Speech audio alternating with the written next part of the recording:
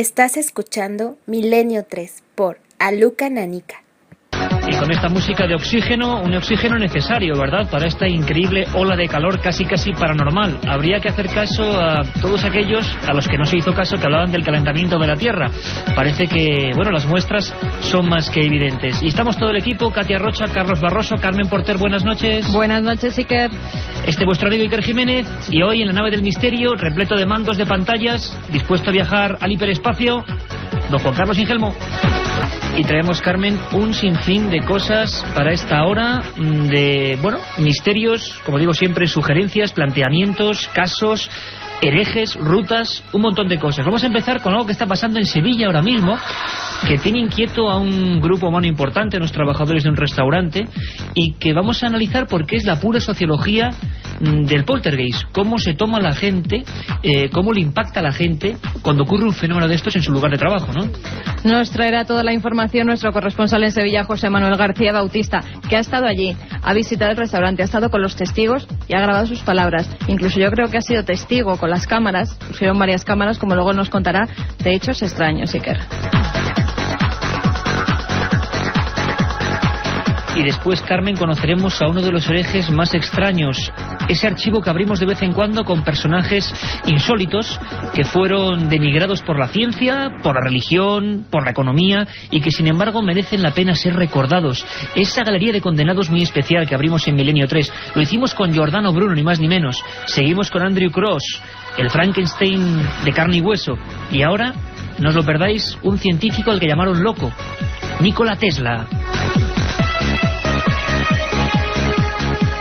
Viajaremos otra vez a Andalucía, en este caso a la provincia de Cádiz. Allí la Guardia Civil ha localizado un calamar gigante en la playa de Téjar, Iker. Otro ejemplar más, esta criptozoología viva, y decían que Julio Verne estaba loco. Otro calamar gigante en las costas gaditanas, y que realmente, bueno, pues nos muestra que el mar sigue siendo ese eterno desconocido.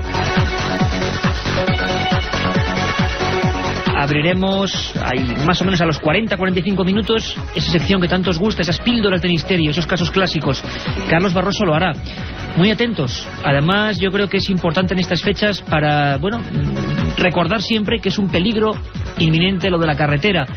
Todos con mucho cuidado estos días, por favor, este fin de semana, que es muy polémico. Hablaremos de la carretera de la muerte en Alemania.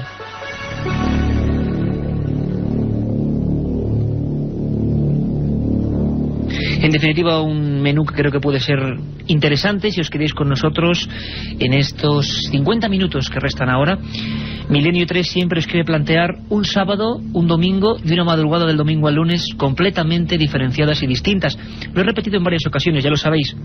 Para quien todavía, bueno, pues anda despistado, recibimos muchos mails. Por cierto, milenio3@cadenaser.com. Carmen, abiertas las líneas, ¿no? Ya, totalmente. Por supuesto. Después, los últimos 10 minutillos del programa, contestaremos a esos mails que nos habéis mandado a la dirección milenio3@cadenaser.com. Y daremos la dirección postal también, porque es increíble, la dimos la semana pasada y nos han llegado psicofonías, cartas, envíos, documentos. Seguiremos esa vía de comunicación con todos vosotros, reivindicando, ¿por qué no?, también la presencia del papel, ¿no?, que es romántico y es bonito que siga ahí siendo una vía directa de contarnos cosas entre vosotros y nosotros. Pero sobre todo lo más importante es que este programa los sábados quiere ser más, no me gusta mucho el término, pero magazine, con varios contenidos, noticias. Y el domingo vamos a centrarnos en un tema.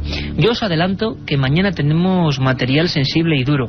Si hace 2 semanas ya hablábamos de ese programa de Impacto, que fue un programa casi de política y de informática y de profecías, que era el código secreto de la Biblia con Michael Drosnin, si el domingo pasado lo dedicamos a un tema puramente policial, pero terrorífico de verdad, como las muertas del desierto de Ciudad Juárez, ahora vamos con lo puramente paranormal, y esto va a ser un adelanto importante. Mañana, escuchad bien, Casas Encantadas en Madrid, en esta aparente deshumanizada ciudad donde ya nada mágico puede ocurrir, pero claro que ocurre, y lo haremos con testigos, con investigadores y, muy atentos, con policías. Y mañana de madrugada también un montón más de cosas, secciones, vuestra participación. Y como nada es casualidad, cuando estábamos preparando ese programa sobre el Madrid misterioso, el Madrid de los poltergeist, pues nos hemos encontrado con que en Sevilla nuestro magnífico amigo y compañero José Manuel García Bautista, nuestro jefe allí, el corresponsal en Andalucía, el que os trajo historias que tanto han impactado al público, como el solar de la calle San Luis, ¿os acordáis?, en agosto, o hace bien poco el caso de la Diputación de Sevilla, pues ahora ni corto ni perezoso estaba en un lugar quizá menos público en el sentido de conocido, un restaurante muy concreto de la capital sevillana, donde están pasando cosas sencillamente sobrecogedoras. Don José Manuel García Bautista, compañero, buenas noches, bienvenido a Milenio 3. Buenas noches, Iker, buenas noches a toda la audiencia. Oye, ¿qué está pasando en un restaurante? No sé si podemos decir el nombre o no. Sí, se puede decir. El restaurante Viandas se llama, ¿no? Exactamente. ¿Está en alguna zona concreta de Sevilla, José Manuel? En pleno centro, en la calle La Araña. En pleno centro, menudo nombre, la calle de la Araña. Y allí están pasando cosas. Brevemente, José Manuel, ¿qué nos hemos encontrado? ¿Cómo te enteras tú, aunque tú te sueles enterar de casi todo lo que ocurre ahí en la capital sevillana? Pero, ¿qué ocurre? ¿Llegan a ti alarmados, con miedo? ¿Qué pasa? Pues el caso nos llega a través de un amigo, de Jesús, el cual tú también conoces, y bueno, nos comenta que hay un céntrico lugar, un céntrico restaurante donde están pasando una serie de cosas extrañas, ¿no?, que están, bueno, que tienen alterado a sus empleados. Nos vamos para allá y efectivamente hablamos con los distintos empleados del lugar, incluso hablamos con el propietario, y bueno, nos empiezan a relatar toda la serie de cosas que les están sucediendo, ¿no?, que prácticamente, como tú comentas, pues es de una clara sintomatología de poltergeist, ¿no?, desde ruidos raros, desde raps, hasta lo que son escuchar pisadas, escuchar presencia, incluso ver cosas. La verdad es que es un caso muy, muy interesante, Iker. Un caso donde se concentran todos los ejemplos vivos de lo que los alemanes en la antigüedad llamaban poltergeist, duende ruidoso. Y hemos comprobado que, a pesar de que este programa, lo digo siempre, se mete en lo policial, en lo histórico, en todo tipo de enigmas de la ciencia, pues sigue habiendo una atracción fatal, ¿no?, respecto a los casos de, entre comillas, fantasmas o manos invisibles. A mí lo que me ha llamado la atención, escuchando las grabaciones que has estado haciendo a los protagonistas de esta historia, y como siempre vamos a escuchar aquí sus voces, y cada uno luego opina en su casa, en el coche, donde estéis, porque en este programa vosotros sois los jueces de cada historia. A mí me ha impresionado que incluso el momento de alarma máximo llega cuando Raquel, la gerente de la empresa, llega a pedir un informe que se realiza de la empresa Securitas, de seguridad, donde parece ser, José Manuel, ahora vamos a escuchar su voz, pero parece ser que la alarma, que no sabe de subjetividades, recibe, digamos, los datos de una presencia física siempre en una tercera planta, donde nadie sube, y que parece que está ahí a las 3:30 de la madrugada durante mucho tiempo, activando o haciendo que esa alarma salte, ¿no? Efectivamente, porque la alarma, un volumétrico que está colocado en las 3 plantas, solamente registra movimiento allí, arriba, que precisamente en la tercera planta, una planta que está aún reformándose, que mantiene la disposición de antaño, y registra una presencia justamente en la planta en la que no hay nadie, en la que siempre está vacía.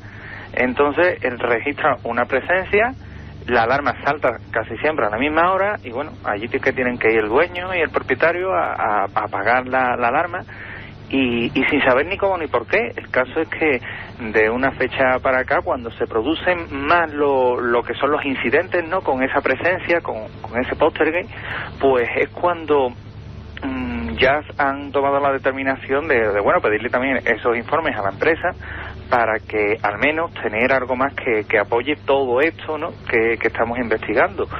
Aparte de ello, incluso, Iker, se ha llegado el propietario Javier al punto de instalar cámaras por las noches, que se la ha instalado la misma empresa, para vigilar, bueno, pues lo que pudiera salir o lo que pudiera observar con toda la objetividad que tienen los aparatos electrónicos, ¿no?, para ver qué está provocando aquello. Porque y veremos ahora, José Manuel, además, en unos momentos, o escucharemos, mejor dicho, aunque la radio también transmite perfectamente las imágenes, lo que han captado esas cámaras. Vamos a escuchar, José Manuel, si te parece, a Raquel, la gerente de este céntrico restaurante sevillano, donde lo están pasando bastante mal, y vamos a escuchar cómo ocurre, cómo esa empresa tiene que hacer el informe y qué estaba pasando en esa tétrica y antigua tercera planta, donde todos los empleados, todas las personas de limpieza, de restauración, pues bueno, veían y notaban, y se ha propagado el miedo entre ellos, porque había sombras, presencias, golpes, movimiento de objetos, el típico poltergeist. Siempre la gente anda recordando poltergeist antiguo, pues esto está pasando ahora mismo, y si está pasando ahora mismo, ahí están los micros de la SER. Escuchamos, pedimos disculpas un poco por la calidad de la grabación, estaba hecha con grabadora en el momento justo en que todo esto estaba ocurriendo. Lo hace nuestro compañero José Manuel García Bautista, y este es el primer testimonio de ese caso que ahora está ocurriendo. Es Raquel y nos cuenta lo que llega a pasar con esa alarma y con esa presencia que los infrarrojos detectan. Hay un informe de Securitas de que suele sonar sobre las 3:30 de la mañana de que hay una presencia física en la tercera planta, en la escalera de subida a la tercera planta. Mi jefe se ha presentado en numerosas ocasiones, la puerta de entrada al bar está totalmente cerrada, tiene lo que es un dispositivo de infrarrojos con un volumétrico, y entonces lo que es curioso que ves en la tercera planta que hay una presencia física cuando desde que está en la planta baja del bar hasta subir a la tercera planta tienes que pasar por 2 o 3 volumétricos más y sigue dando presencia física en esa zona. Se cierra arriba, se cierra todo todas las noches, incluso la tercera planta no se abre nada porque no se sube. Que se cambien arriba, habrá 2 compañeros que se atrevan a cambiarse, también porque ya están influidos el resto por el miedo. La otra realidad. Milenio 3 en la cadena SER.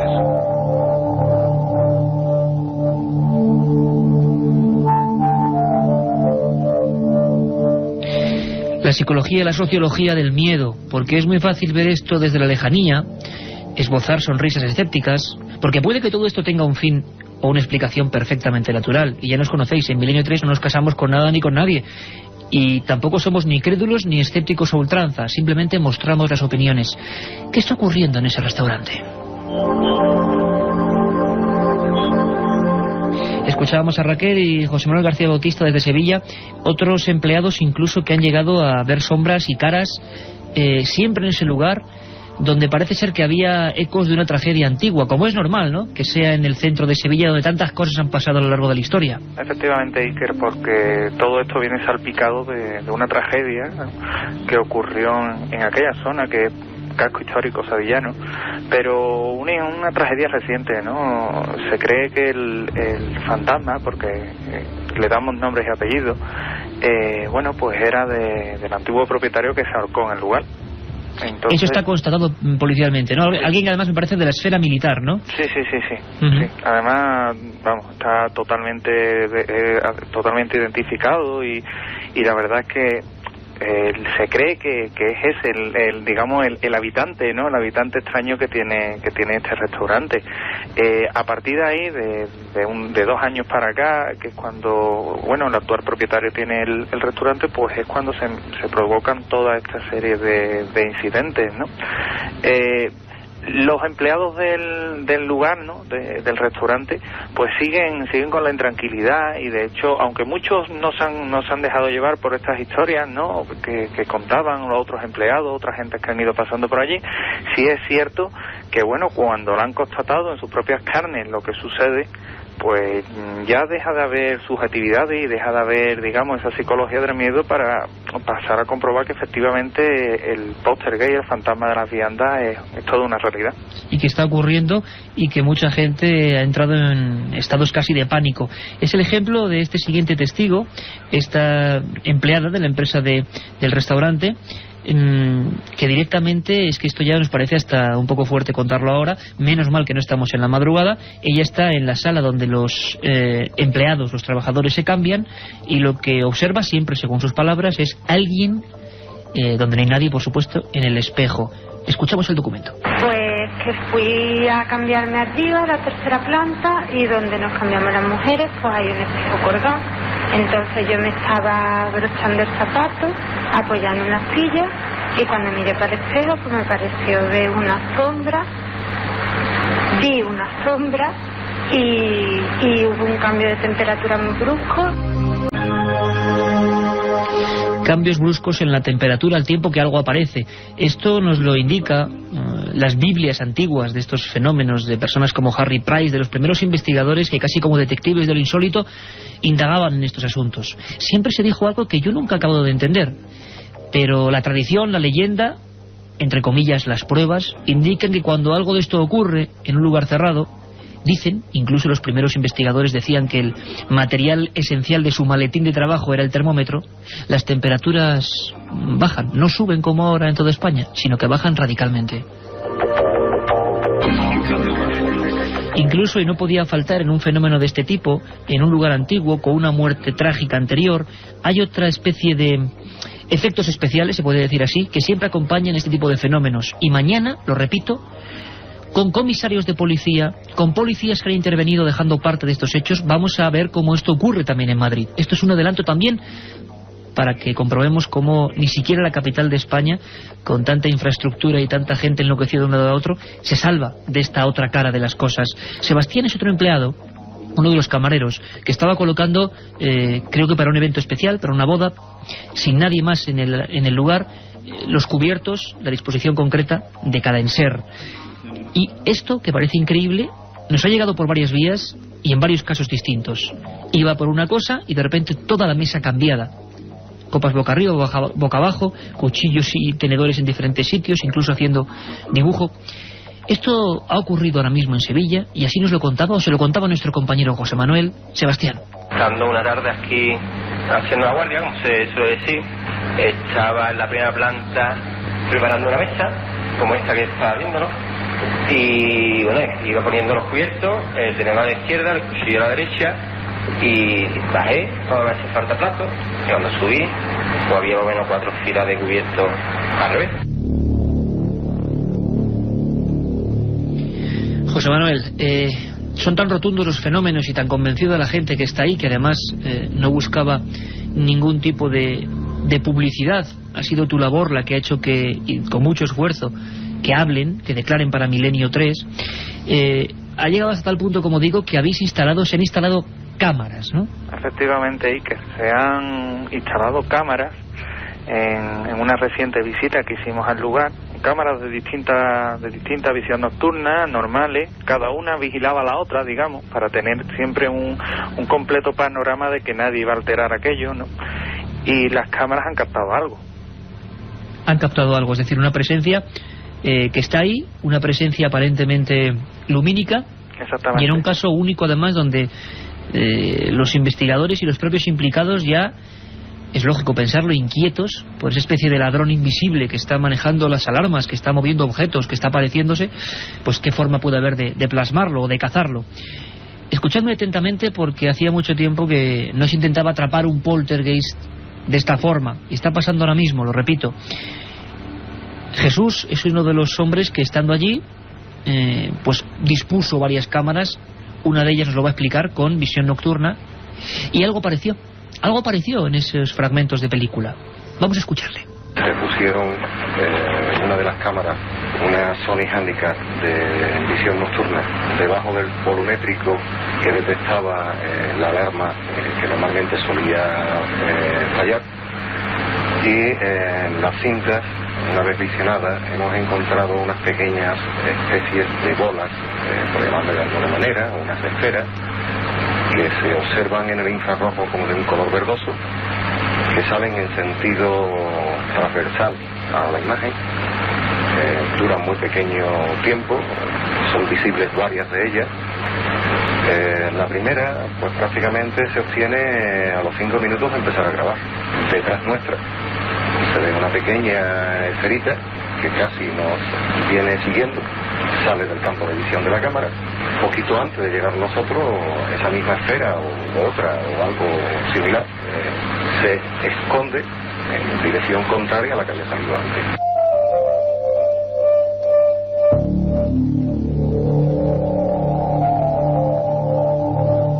Las cámaras han sido testigos de lo que está pasando ahora en ese restaurante sevillano. Esperamos desde aquí, desde luego, que no haya complicaciones para los dueños de este lugar, que la gente, por favor, no acuda causando molestias, porque eso es un oficio como otro cualquiera, un restaurante, tienen que seguir su vida cotidiana.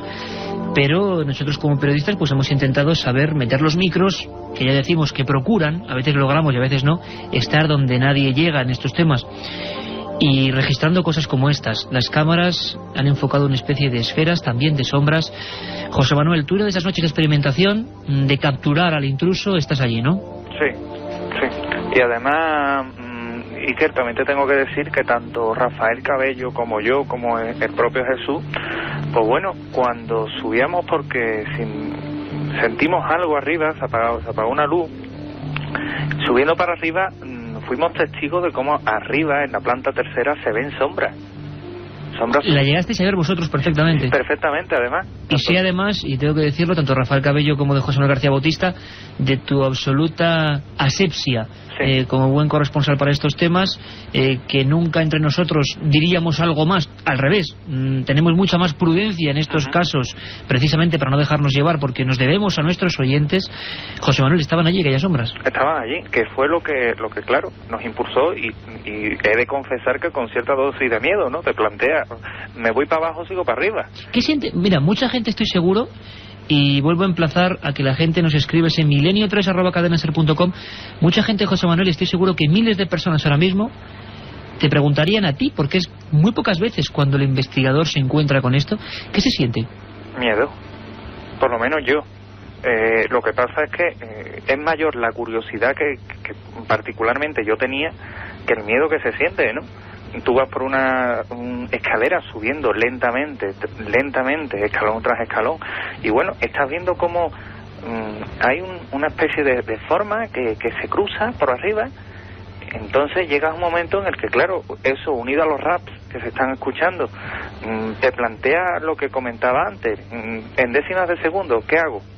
¿Me voy para abajo disparado o sigo? Y veo que puede ser. En nuestro caso, pues tanto Rafael Cabello como yo seguimos para arriba, se nos ve aparecer en las cámaras, y justamente mientras que estamos comprobando aquello y salimos ya de plano, ¿no?, se ve de nuevo surgir una especie de esfera luminosa del tamaño de una pelota de tenis que sale de la habitación número 4, dobla el pasillo y sale escaleras abajo.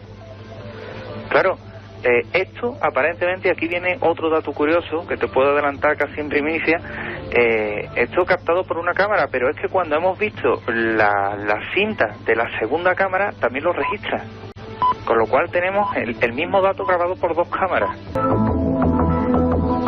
Pues ahí está el misterio, ahí están los casos, aquellas formas se desvanecen, son captadas por la tecnología como el vídeo, como la videocámara.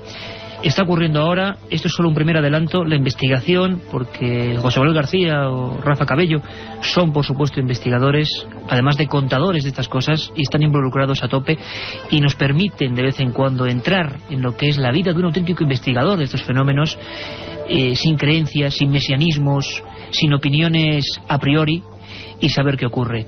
Seguiremos informando, compañero, un gran trabajo, y a ver qué ocurre, y sobre todo un abrazo fuerte y tranquilidad y calma a los compañeros de ese restaurante en el pleno centro de Sevilla. Muchas gracias, Iker. Un viaje en busca del misterio. Milenio 3, en la SER. Hemos pasado la frontera de las 10:30, siempre os prometemos emociones fuertes, sean del campo que sean. A veces, como digo, navegando por los océanos, vamos a volver a hacerlo hoy con los calamares gigantes, a veces metiéndonos en el mundo policial, todavía suenan ecos, ha habido gente que le ha encantado y que le ha molestado también a nivel político el programa que hicimos sobre Ciudad Juárez, las 300 muertas del desierto. Bueno, pues este programa, por favor, no lo encasillen, este programa simplemente explora. Carmen, impactante, ¿verdad? Espeluznante lo que nos contaba nuestro amigo José Manuel García Bautista. La verdad es que muchas veces el investigador, y nos lo preguntan muchas veces, qué bien os lo pasáis cuando lleváis a cabo estos temas, cuando investigáis. No siempre se pasa bien, a veces las investigaciones son muy duras, y un abrazo muy grande para la gente de ese restaurante que lo debe estar pasando realmente mal. Y ahora, si os parece, para cambiar de tercio, como diría Manolo Molés rápidamente, en una larga cambiada, vamos a abrir ese archivo de los herejes, la galería de condenados, esas personas que, bueno, nos podéis solicitar, preguntar, plantear. milenio3@cadenaser.com, porque queremos saber a vosotros, a la audiencia, que sabéis que cada vez somos más, lo sabemos y lo comprobamos con vuestro cariño, ¿qué personajes os inquietan? ¿Qué personajes del hoy o del ayer os han llamado la atención, de cualquier campo? La ciencia, la investigación. En este caso, vamos a ir de nuevo a esa especie de magia que se provocó a final del 19, que era la electricidad. Y es que yo os lo digo sinceramente, yo, Iker Jiménez, soy un completo ignorante. Yo oigo la radio y no sé por qué salen las palabras de ahí. Veo la televisión y me parece que, desgraciadamente, nos manejamos con botones y no somos conscientes de esa magia, de que nos sigue la imagen y el sonido, que yo ahora mismo, que nosotros os lleguemos a todos los hogares de España.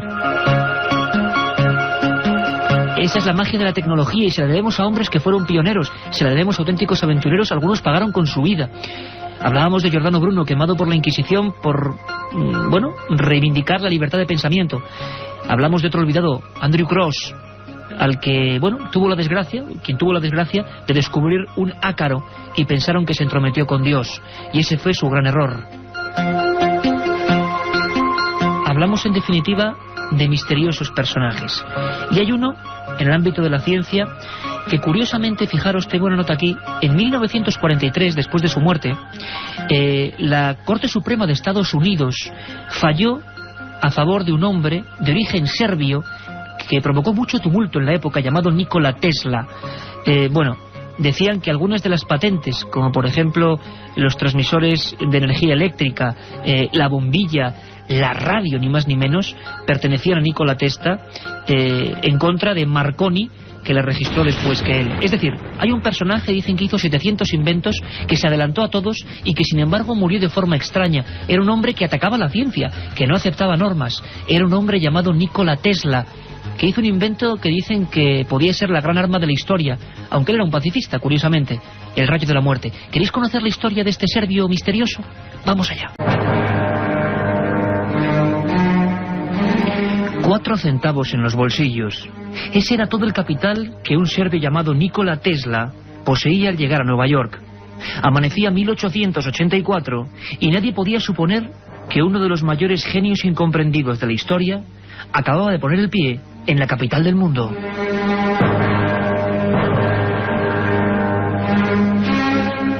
El laboratorio del célebre Thomas Alva Edison acogió al joven electrónico con los brazos abiertos. Sus cálculos, sus proyectos, sus demostraciones eran algo tan asombroso que pronto le hicieron ganarse muchos enemigos. El primero, el propio Edison, que consideraba la electricidad como un medio generador de negocio y de dinero. Y es que el extraño Nikola Tesla era un utópico.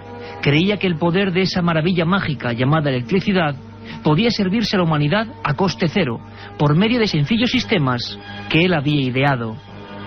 Criticado por el mundillo científico, que veía en él a un peligroso visionario extranjero, se autodesterró y decidió abrir su propio laboratorio de experimentaciones. Extrañas bolas de fuego, accidentes, chispas azuladas que ascendían hacia los cielos, cráteres en mitad del terreno. Las quejas y denuncias se acumularon por parte de los vecinos, asustados al presenciar algunos de los experimentos en los que parecían desatarse energías desconocidas para el común de los mortales.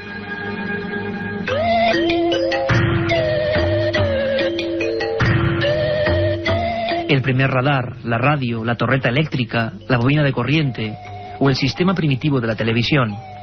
Todo lo que los demás siquiera imaginaban, Tesla ya lo había puesto en marcha en aquel mítico descampado de Long Island.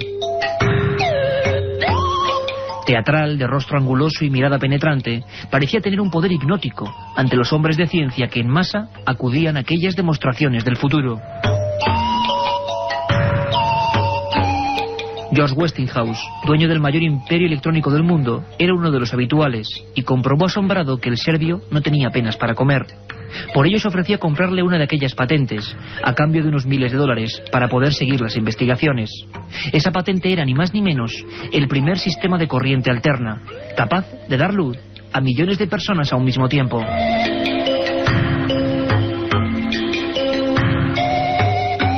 Los periódicos norteamericanos, asombrados, informaban de cómo en 1898, ante miles de personas, Tesla mostraba el funcionamiento de un barco tripulado por control remoto, cuyo mando reconocía órdenes de voz.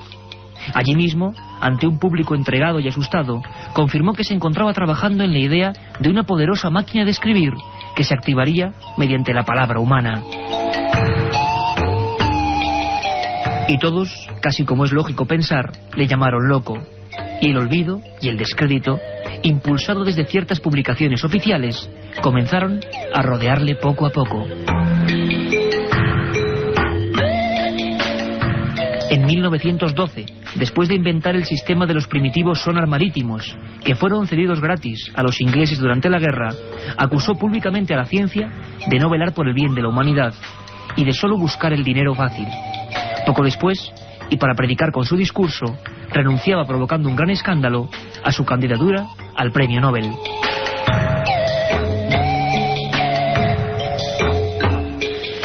Sin embargo, a pesar de su aparente talante pacifista, sabemos, gracias a los pocos documentos que se han podido recuperar sobre su persona, que Tesla pasó años en busca de un extraño ingenio, que catalogó como el rayo de la muerte.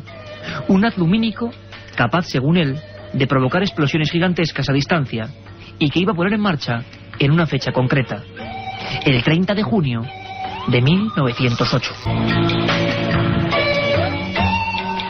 Y justo en esa fecha se producía en el corazón de Siberia, junto a la ribera del río Tunguska, la detonación más colosal de todos los tiempos, superior 50 veces a la bomba de Hiroshima, y que arrasó un bosque de 3.000 kilómetros cuadrados, sin que se encontrase jamás meteorito o artefacto alguno. ¿Acaso fue el rayo de la muerte de Nikola Tesla?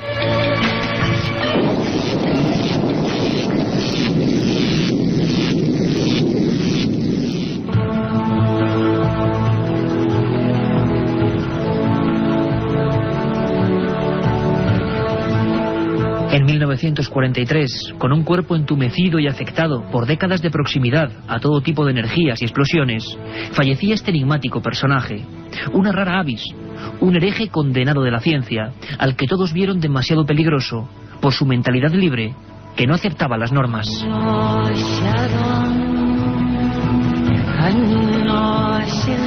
En su último escrito, Nikola Tesla soñaba con un mundo mejor, con un futuro lleno de sistemas antiplagas, de seguridad, con aparatos capaces de grabar la imagen e incluso con una red de transmisión global de escritura, datos y voces que pudiera ser utilizada por hombres y mujeres de cualquier cultura y en cualquier rincón del planeta Tierra.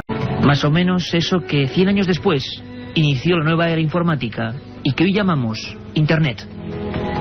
Milenio 3, con Iker Jiménez, en la cadena SER.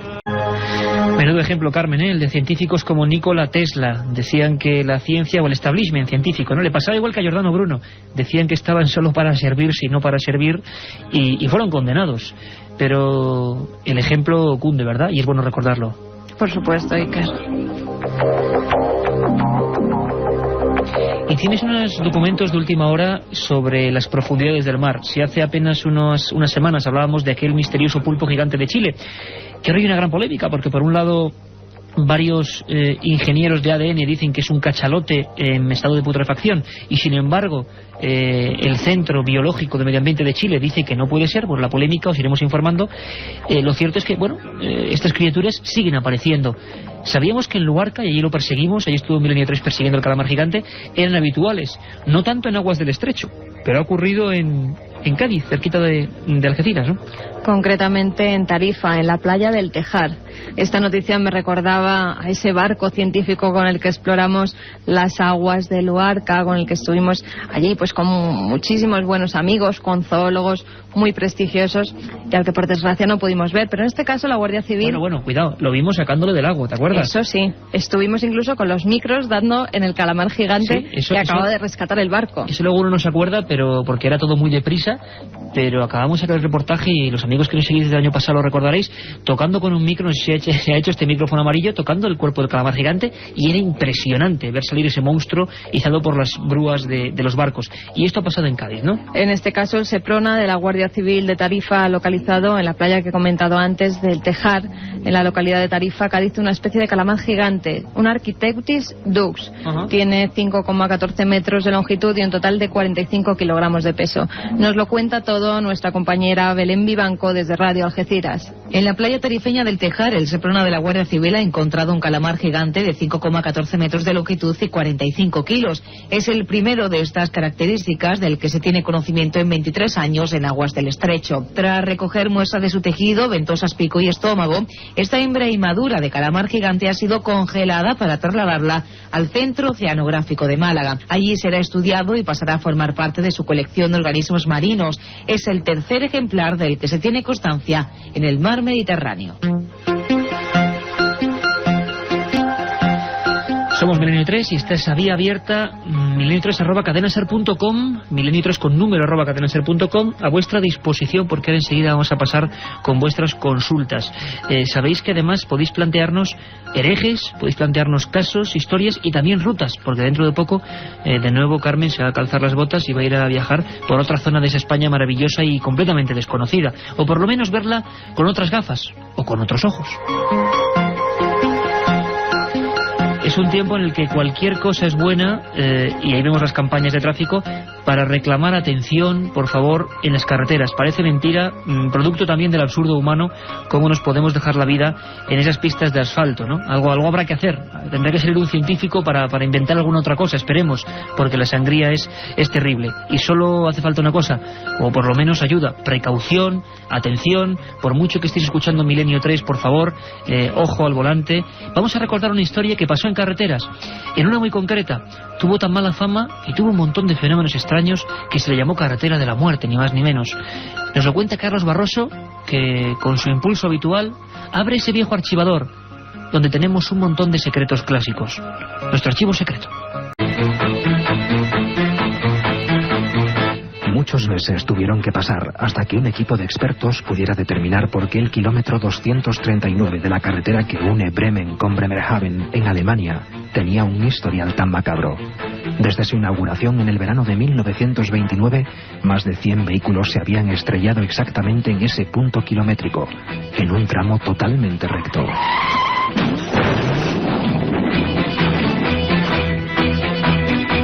Aquellos que lograron sobrevivir habían declarado ante las autoridades que al pasar por allí sintieron una fuerza extraña que les empujó fuera de la carretera sin que pudieran hacer nada para impedirlo. Los vecinos creían que un demonio era el culpable de los accidentes. Un vidente local señaló que posiblemente los siniestros podrían estar provocados por una corriente magnética subterránea.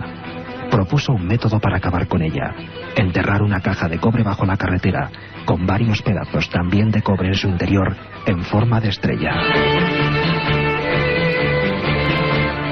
La caja permaneció enterrada durante una semana y en ese periodo no se produjo ningún accidente. Al ser extraída para comprobar si el método había tenido algo que ver con el final de los siniestros, los 3 primeros vehículos que pasaron por el kilómetro 239 se estrellaron nuevamente. Así que las autoridades decidieron volver a enterrar la caja por siempre jamás. En cualquier caso, para calmar a los vecinos, un sacerdote también acudió a exorcizar la carretera.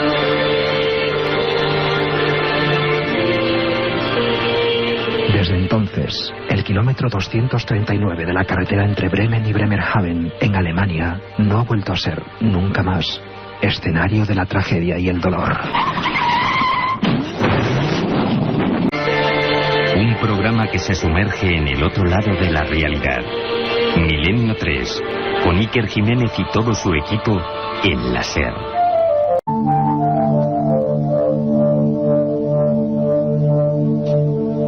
Ahí teníamos el misterio de esa carretera. Hay otras en otras partes del mundo y hay carreteras todavía con inquilinos más sospechosos. Por ejemplo, sombras. ¿Y quién no ha oído hablar de esa misteriosa mujer de la autopista? Leyenda urbana, en realidad, os prometo un programa solo sobre esas historias que, con la velocidad de un chiste o de un rumor, recorren España y el mundo. Sabremos dónde surgió esa historia, quiénes fueron los protagonistas y casos españoles, os lo prometo, con personas de carne y hueso, no un amigo de un amigo, que se ha encontrado con la misteriosa autoestopista. Y es que la carretera sigue siendo un lugar lleno de enigmas, donde ha habido casos tan terribles como el de Maximiliano Iglesias Sánchez, que abrió un telediario en la primera cadena, imaginaros, año 74. Fue un caso que hizo correr ríos de tinta, que hizo promover una investigación de la Guardia Civil, que hizo ser recinto o lugar con una serie de barcas extrañas analizadas por vez primera en España por técnicos de la NASA.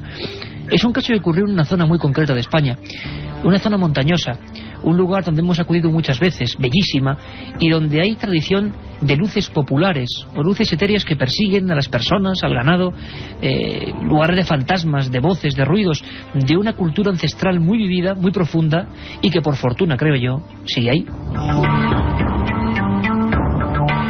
Carmen, son las sierras de Béjar, las sierras salmantinas, la zona de la Peña de Francia.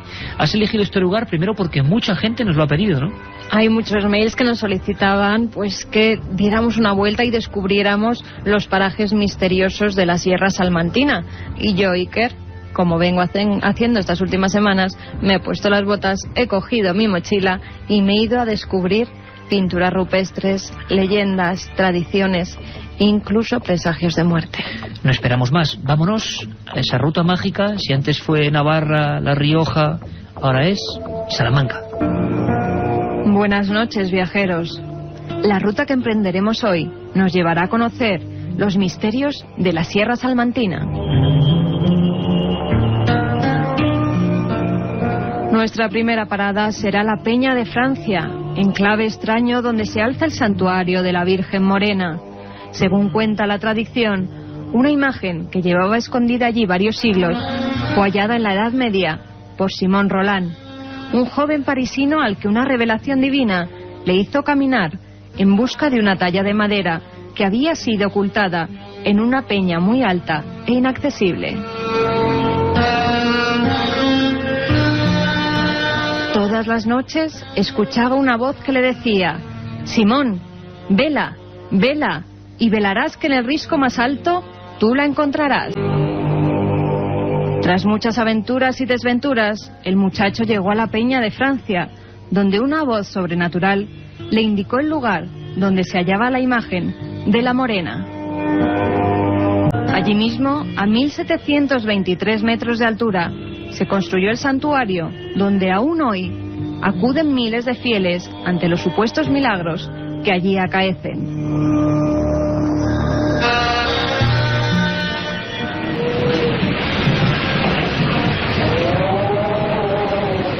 Situado en el sur de la provincia, encontraremos uno de los parajes de mayor tranquilidad y sosiego, cuyo dicho medieval, estar en las Batuecas, ha transcurrido hasta nuestros días para significar que nos encontramos en un trance o ensoñación.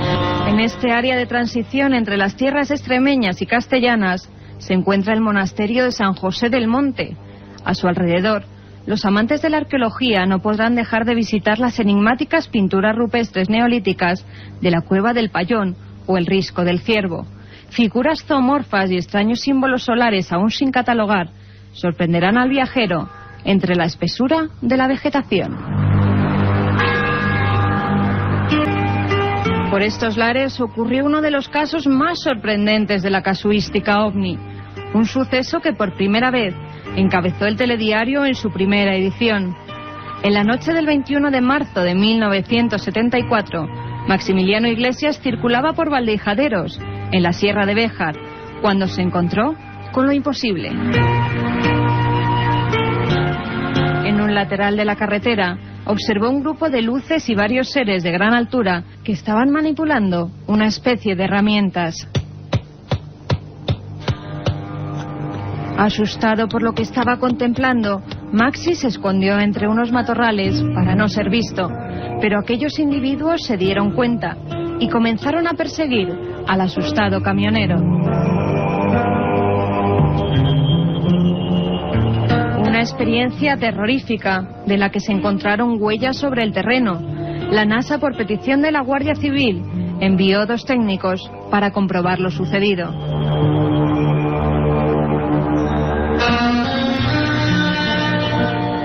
Y terminaremos nuestra ruta en La Alberca, enclave fortificado medieval, donde el tiempo parece no haber transcurrido desde hace siglos. El 15 de agosto se celebran sus fiestas patronales, donde los albercanos rescatan las vestimentas de sus antepasados y los ritos ancestrales. Cuando cae la noche, por sus calles empedradas, surge la figura enlutada de la moza de ánimas, que recorre el pueblo recitando una oración por los difuntos y las ánimas del purgatorio, mientras hace sonar una pequeña campanilla. La leyenda dice que un día de invierno una gran nevada impidió que la moza saliera, y a medianoche la esquila comenzó a blandir ella sola. Su sonido llegó hasta los muros de la iglesia, donde se encuentra una hornacina que contiene 2 calaveras. Esta nos recuerda que un día tenemos que morir. Un viaje en busca del misterio. Milenio 3, en la SER. Y cuando nuestro compañero Juan Carlos Ingelmo pone esta música, significa, lo decimos siempre, que estamos ya en la recta final. Espero que disfrutéis, que hayáis disfrutado de esta España completamente ignota. Quizá podamos ver de otra forma lugares que no son incluso conocidos. Desde luego, un saludo para todos los amigos de la Alberca, de la Sierra de Béjar, de la Peña de Francia. Qué lugar más enigmático. Espero que estén más fresquitos que nosotros ahora aquí en Madrid, pero sin duda uno de los enclaves mágicos más poderosos de este país. Herejes, rutas, noticias, documentos, testimonios y ahora, por supuesto, algo esencial. Vuestras preguntas, Carmen, las han enviado a milenio3@cadenaser.com y nos es imposible, por supuesto, nunca dar todas, pero vamos seleccionando, ¿no? También, ante todo, dar las gracias a todos esos amigos que nos habéis enviado cartas a Milenio 3, Cadena Ser, Gran Vía 32, octava planta, 28013 de Madrid. Repite, Carmen, porque la gente quiere enviarnos un montón de cosas y vamos a ver si pueden tomar lápiz y papel. Programa Milenio 3, Cadena Ser, Gran Vía 32, octava planta, 28013 de Madrid. Mientras hacíamos el programa, a través del mail, Eduardo Bidondo nos ha escrito y nos dice: hola, soy un oyente navarro de 15 añitos y a pesar de mi edad me interesan mucho los temas de posesiones o de sucesos como el del bar. Mi pregunta es, ¿existe alguna forma exacta de identificar un espíritu? Y si existe, ¿hay alguna forma de lograr que el ente se vaya? Que sepamos, el hombre todavía no ha podido identificar nunca a un espíritu. O sea que, bueno, estamos en ello. Solo tenemos indicios y cosas extrañas. Pero te aseguro que todavía hoy nadie ha podido conocer, saber, identificar su naturaleza. Félix Rivera nos dice: felicidades por el programa, me gustaría que un día lo dedicaseis al Cristo de Palencia. Hombre, ese Cristo enigmático donde los haya, que provocó varios procesos judiciales en el siglo XV y XVI, que fue recogido en el siglo XIII y que está hecho con piel humana, y que algunos biólogos y, bueno, personajes importantes dentro del mundo de la antropología hablaban de que era una momia, el Cristo de Palencia, envuelto además de un sinfín de enigmáticos sucesos. Haremos un programa sobre él, y ahora mismo nuestro compañero Juan Carlos Ingelmo nos hablaba de otro Cristo misterioso. Por lo tanto, nunca hay casualidad, haremos un programa sobre esas figuras. Hay muchas: Palencia, Orense, el Cristo de Limpias. Bueno, ¿cuáles son sus misterios?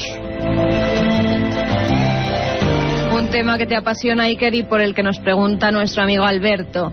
Hola, Iker, mi pregunta es si me puedes decir algo sobre el hombre pez de Liérganes. Pues uno de los más increíbles, maravillosas y fascinantes historias del hombre pez de Liérganes, que hizo que nada, pues un cualquiera, ¿verdad? El doctor Gregorio Marañón, ni más ni menos, le dedicase un libro a un supuesto hombre que vivió bajo las profundidades del mar. Si vais a Liérganes, a ese pueblecito maravilloso de la costa santanderina o cerca de la costa santanderina, veréis que hay un paseo y hay un monumento, y en vez de haber un monumento a un alcalde, a un político, cosa que me parece muy bien, viendo cómo están las cosas, hay un monumento al hombre pez, a ese hombre con escamas que vive en el agua y que sigue siendo una historia apasionante, investigada por el padre Feijóo y Gregorio Marañón. Un programa aquí y posiblemente, ojalá, desde Liérganes. José Manuel Sanz, un oyente del programa, que nos pregunta que dónde podría oír algunos de los programas emitidos. Siempre lo decimos, tenéis una web amiga, con el permiso, por supuesto, de esta casa, de la cadena SER, que es www.ikerjimenez.com, la web de este equipo, donde hay 100 emisiones, ni más ni menos, de este programa, pues con un solo clic. Iker Jiménez, mi nombre todo junto, .com. Y a ver qué le puedes decir a Isma sobre los sucesos de Tivisa, ya que él vive a escasos 30 kilómetros de allí. Bueno, pues un lugar también de esos extraños. Habrá que hacer una ruta a Tivisa, Carmen, Y sabéis que hace poco hablábamos con directores, con Pedro Costa, con Óscar Iber, que estaban haciendo una película sobre los suicidios de Tarrasa, personas que en España, pues víctimas de un delirio, de lo que fuera, se echaron a las vías del tren con un mensaje: los extraterrestres nos llaman, el lado crudo de estos temas, y fueron decapitados. Ocurrió en Tarrasa, y todo esto tenía que ver con un pueblecito muy curioso de Tarragona y Castellón, llamado Tivisa. Un montón de historias que analizaremos. No hay tiempo para más, Carmen. Un abrazo muy fuerte. Nos vemos Buenas mañana. noches, Iker. Mañana nos vemos aquí a las 10 de la noche y luego a las 3 de la madrugada. Con un programa muy fuerte. Os dejamos con una frase para la reflexión y con los servicios informativos de la cadena SER. Un abrazo. Decía Marcel Prévost: el afortunado hallazgo de solo un buen libro puede cambiar el destino de un alma.